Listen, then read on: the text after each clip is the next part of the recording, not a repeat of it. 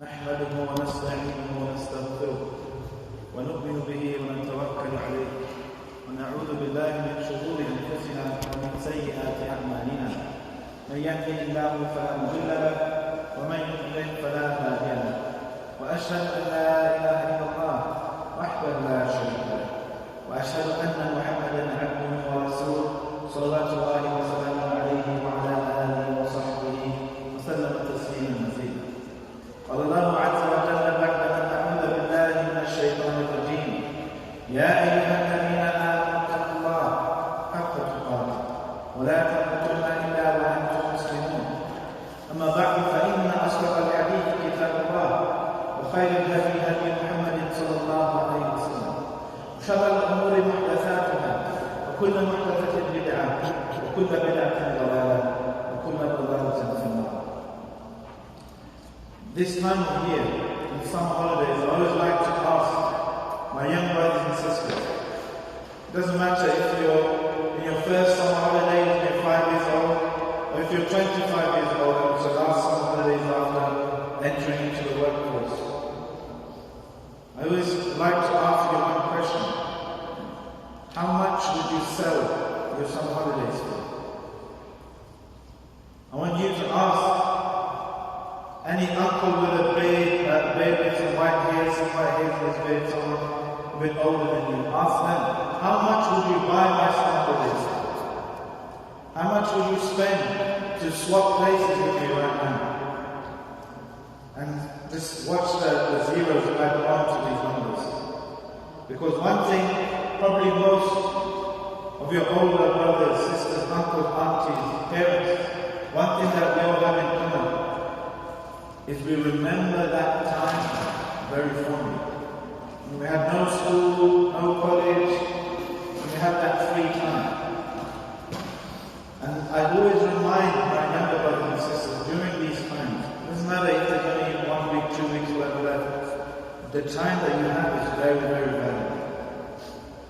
Not only is it very valuable and has lots of potential, but we'll be asked about these periods of free time that we had, especially we have youthful energy in these holidays. The Prophet ﷺ said, for example, take advantage of 5 before 5. And two of those things he said, take advantage of your free time before you become busy. Take advantage of free time before you become busy. And take advantage of your youth before you become older. The Prophet ﷺ said, take advantage of time. Likewise, the Prophet ﷺ said, لا تزول قدم ابن آدم يوم القيامة من عند ربه حتى يسأل عن خمس. The feet of the son of Adam, the human being's feet, will not move away from Allah on the day of judgment until he is asked about 5 things.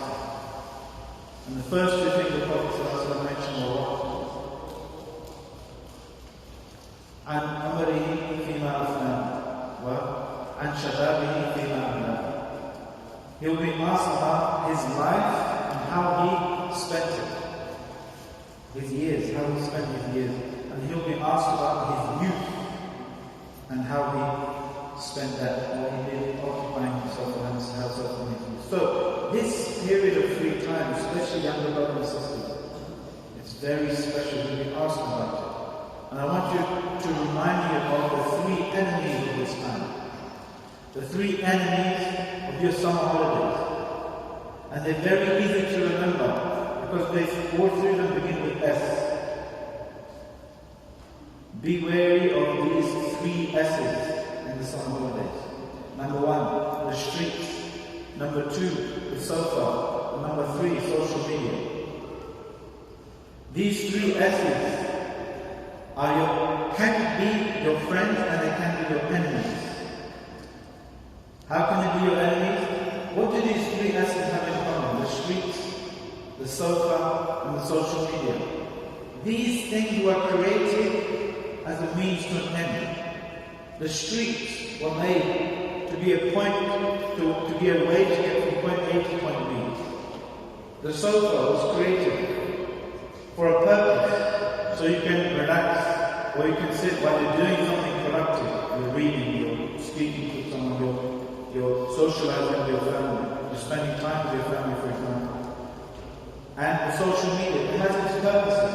It was created for communicating with people, learning, and so on and so forth. But they become enemies when instead of becoming or being used to do something good, they're being used as the goal in of itself. I.e., going out into the streets just for the sake of being in the streets. Or sitting on the sofa just for the sake of being sitting on the sofa, lounging around. Or going on social media, not because you have something to do, but just because you want to spend time on social media doing nothing. This is how these three S's can become the enemies of your summer holidays, brothers and sisters. And I want to remind us as a community that we all have a part to play when it comes to our children's summer holidays, our brothers and sisters' summer holidays, our community summer holidays. Don't say, my children are all grown up. Or don't say, my children are very active and have lots of productive things to do in summer holidays. No. We are in this together. Meaning, if my brothers, my sisters' kids need some direction in some holidays, need something productive to do, I have to help them. I can't say my kids are okay, or I don't have any kids, or my kids are all grown up. No. We all have to play our part together in nurturing the next generation of this Ummah, Muhammad sallallahu alaihi wasallam. It doesn't matter if you're related to these children here or not. It doesn't matter if it's the same family, in the same continent that they came from with you. No, we are all a community here together, and we have to work together to provide productive ways for our young people to spend their summer holidays. And so they're not lounging around the streets, so they're not wasting their life on social media or something. What can we do? We as a community need to build a forum with brothers and sisters, where those who need help can be partnered and paired with those who can offer them. Where those who have some skill or some knowledge or some wisdom to teach can be partnered with those young people who can be taught that knowledge and that experience. How many restaurant owners do we have, for example? How many minicab firms do we have? How many accountancy companies do we have? How many businesses do we have amongst us here? How many of you are able to give work experience, for example, to our young brothers and sisters in the holidays? Don't say, my kids don't need it. No. You as a community, we as a community, we need to help each other, because it takes a village to raise a child. It takes an ummah to raise the future generation of this ummah. If you have a company, if you have a business, offer work experience to our younger brothers and sisters. You will benefit from having some fresh ideas. You will benefit from having a young person who can, for example, teach you or build your social media following or your marketing online, for example. They can teach you some things that you don't know. And you as a young person, our young people, if you give them some work experience a few days a week, they will get so many skills that you can't learn from just watching YouTube. They'll get so many skills you can't learn from reading a book. They will have a sense of purpose when they wake up in the morning. I've got this responsibility to do. Maybe even in the masjid, give our young brothers and sisters something to do, a project. We as a community have to come together to stop our children wasting this precious time and help build responsibility in our next generation. This is actually the sunnah of the Prophet ﷺ. The masjid wasn't just a place to pray.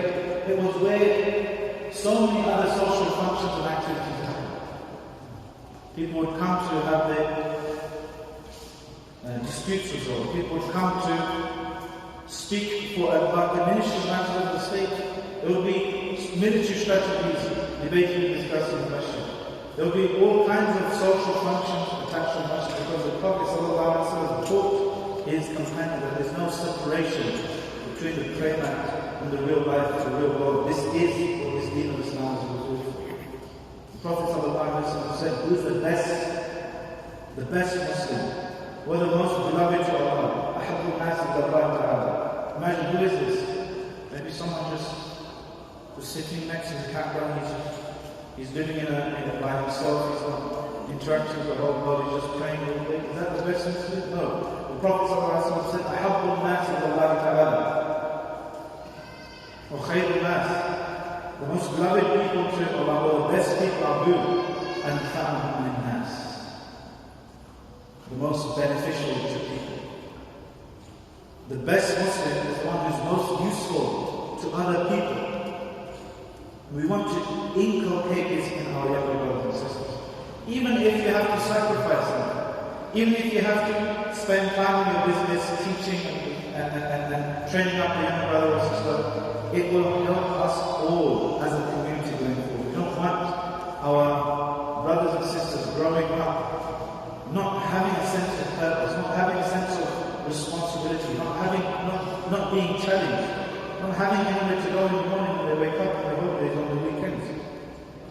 And we do this, we get so much experience from little examples of horizontal, intergenerational knowledge and skill transfer. And this is my message to our young brothers and sisters, particularly in this book. أقول قولي هذا وأستغفر الله لكم فاستغفروه إنه هو الغفور الرحيم.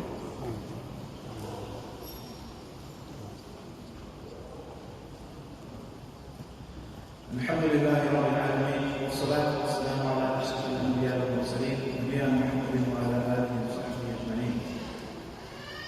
We as a community, as I mentioned, we have to put systems in place as a community for us to provide opportunity to nurture our younger generations, especially in the summer holidays, providing them work experience, providing them projects to do with the masjid, providing them all types of opportunities. But if we do not do that as a community, dear young brother or dear young sister, you're not off the hook.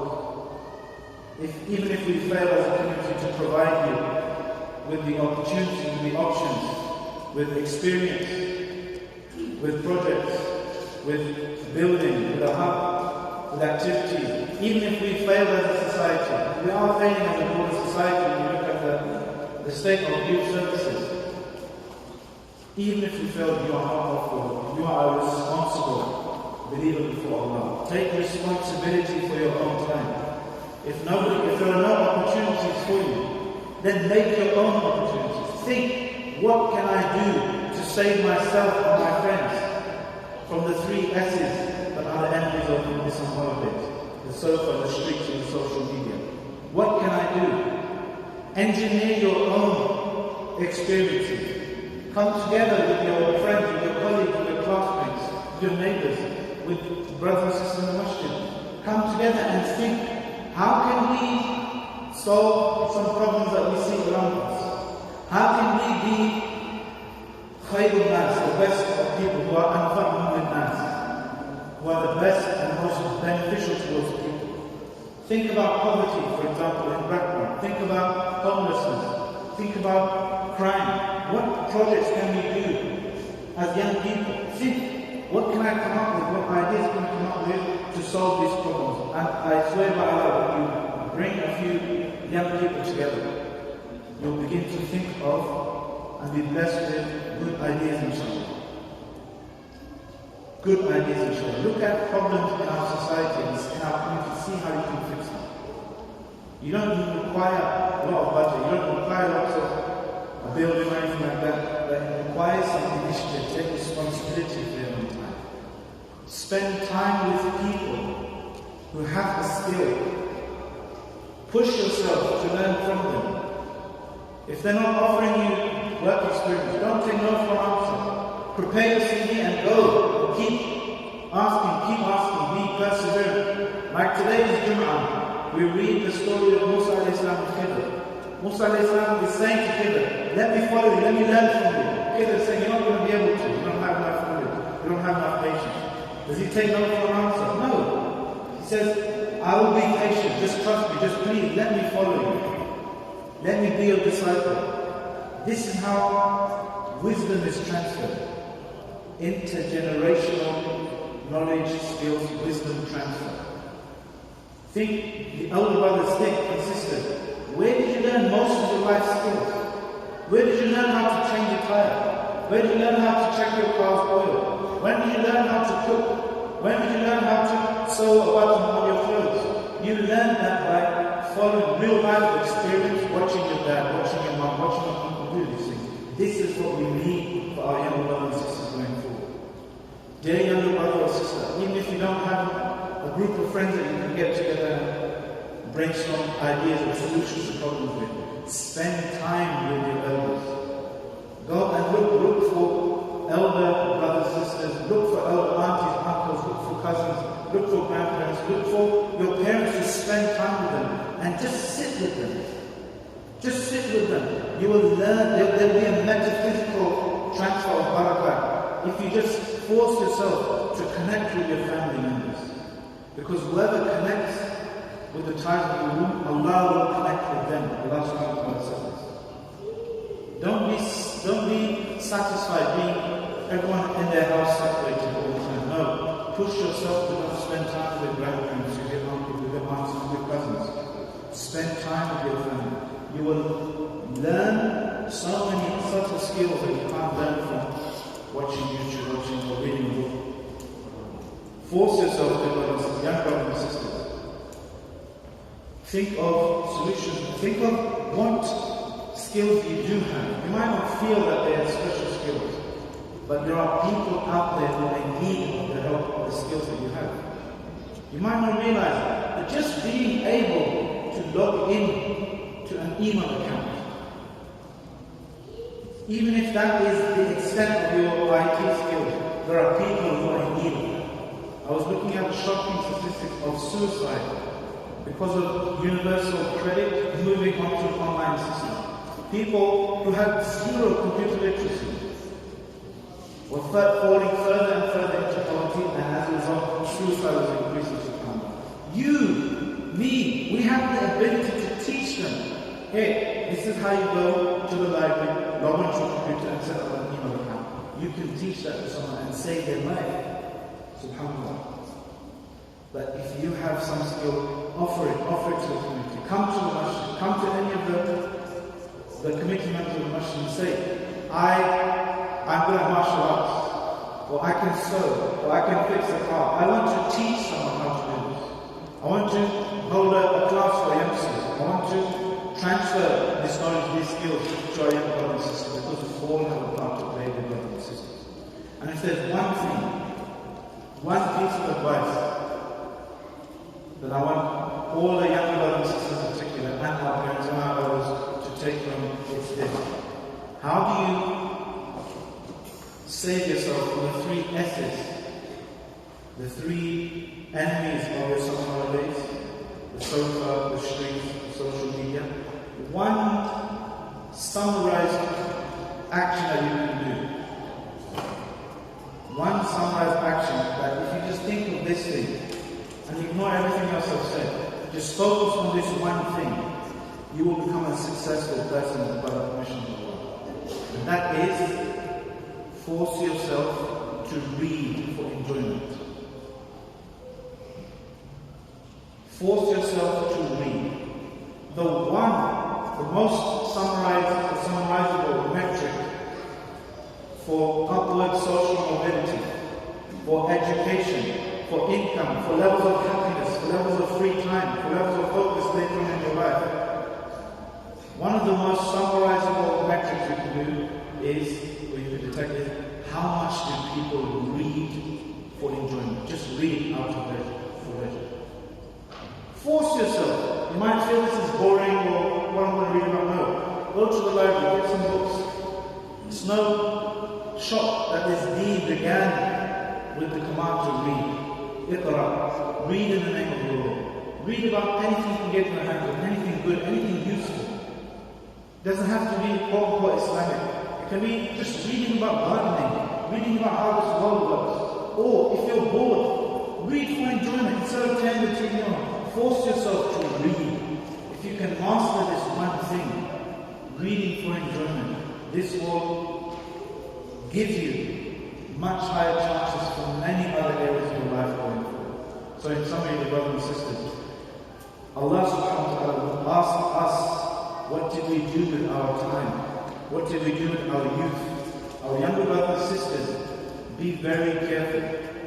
All of us, our elders, our uncles, aunties, our brothers and sisters, all of us have a duty, we share a duty to help our younger brothers and sisters in their summer holidays make the most of this time, to avoid the three enemies of the summer holidays: the sofa, the streets, and the social media.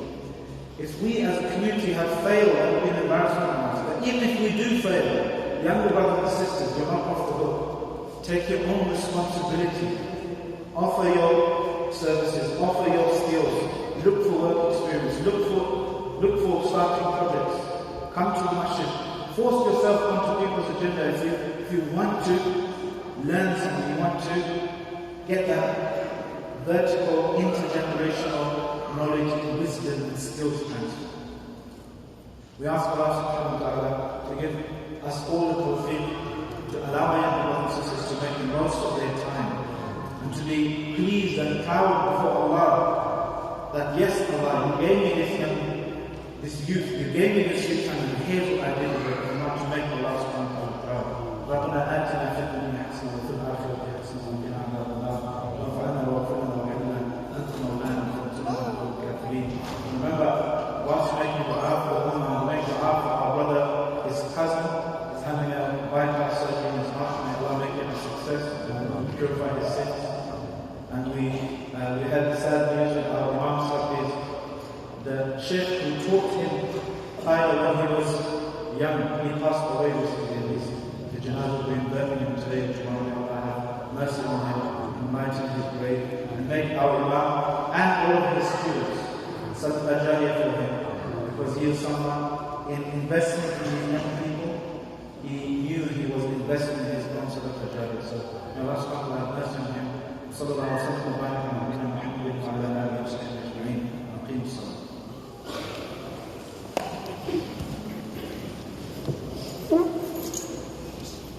الله اكبر الله